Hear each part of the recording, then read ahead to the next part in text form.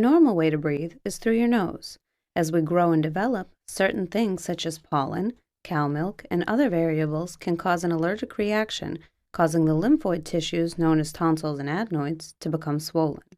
As the tonsils and adenoids become swollen, they develop into an obstruction for nasal breathing, and slowly mouth breathing begins to be the primary intake of air into the body.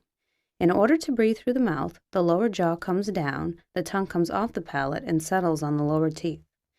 Nasal breathing is the correct way for air to enter the body, and during nasal breathing, the tongue rests at the palate and the pressure of the cheeks is balanced by the tongue. During mouth breathing, the pressure from the cheeks is unopposed by the tongue. The oral system becomes unbalanced and results in the deformation of the upper jaw, creating a V-shaped arch as opposed to a correct U-shaped arch. This also produces an incorrect swallowing function. Upon swallowing, the tongue rests on the lateral teeth, hindering normal tooth eruption, causing a lateral tongue thrust. A constantly open mouth causes the incisors to over-erupt.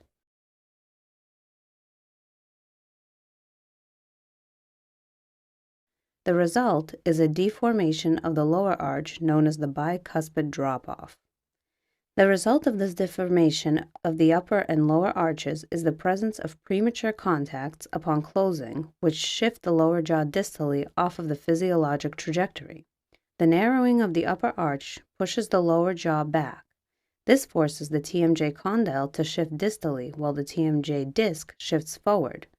Upon opening, the disc can shift onto the condyle to restore the TMJ's correct position, reduction of the disc, and then shift back to an incorrect forward position upon closing. This is what causes a reciprocal click. In addition, the muscles could be in a state of hypertonus or spasm, which can result in tension headaches. An incorrect position of the lower jaw can result in parafunctional activity of the muscles, such as clenching and grinding.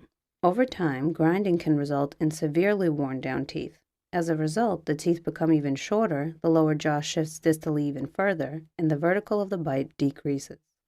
In time, joint degeneration occurs. The joint becomes deformed, and the ligaments of the joint become damaged.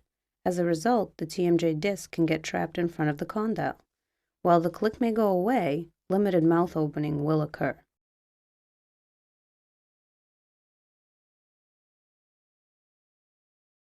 A distally shifted jaw and tongue positions result in even further restriction of the airway. In order to open up the airway, the neck moves forward and the head tilts backwards. This stresses the spine and fatigues the neck muscles, which results in neck, back, and shoulder pain.